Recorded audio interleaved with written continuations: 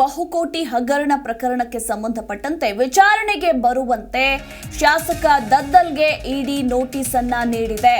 ಇಂದು ಬೆಳಗ್ಗೆ 11 ಗಂಟೆಗೆ ವಿಚಾರಣೆಗೆ ಬರಲು ಇಡಿ ನೋಟಿಸ್ ಅನ್ನ ನೀಡಿರುವಂತದ್ದು. ಹೀಗಾಗಿ ಕುತೂಹಲ ಮೂಡಿಸಿದ ಶಾಸಕ ದದ್ದಲ್ ನಡೆ.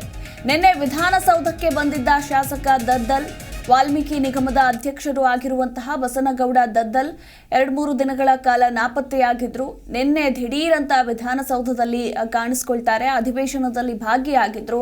ಆ ಬೆನ್ನಲ್ಲೇ ಈಗ ಇಡಿ ಅಧಿಕಾರಿಗಳು ವಿಚಾರಣೆಗೆ ಬರುವಂತೆ ನೋಟಿಸ್ ಅನ್ನ ಕೂಡ ನೀಡಿದ್ದಾರೆ.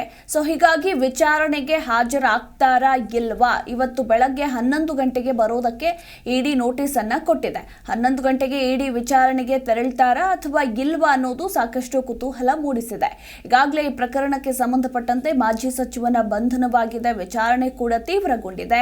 ಆ ಬೆನ್ನಲ್ಲೇ ದದ್ದಲ್ಗೂ ಕೂಡ ಬಂಧನದ ಭೀತಿ ಎದುರಾಗಿತ್ತು. ಹೀಗಾಗಿ ಅಜ್ಞಾತ ಸ್ಥಳದಲ್ಲಿದ್ದಂತಹ ಶಾಸಕ ದದ್ದಲ್ ನಿನ್ನೆ ದಿಢೀರನೆ ಅಧಿವೇಶನಕ್ಕೆ ಎಂಟ್ರಿ ಕೊಡ್ತಾರೆ.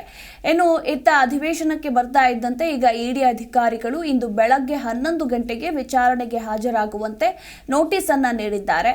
ಹೀಗಾಗಿ ಶಾಸಕ ದದ್ದಲ್ ನಡೆ ಸಾಕಷ್ಟು ಕುತೂಹಲ ಮೂಡಿಸಿದೆ.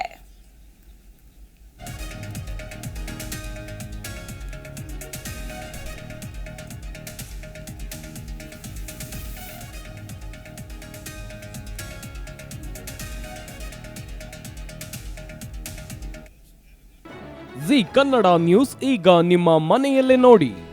ಎಲ್ಲ ಕೇಬಲ್ಗಳಲ್ಲಿ ಈಗ ಲಭ್ಯ.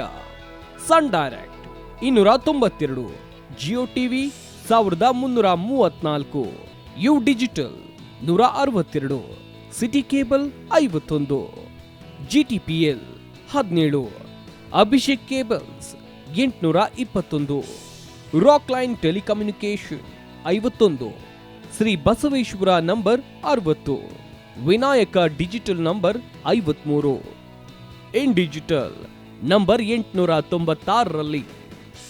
ನಿಮ್ಮಿಸ್ತದ ಜಿ ಕನ್ನಡ ನ್ಯೂಸ್ ನೋಡಿ ಆನಂದಿಸಿ.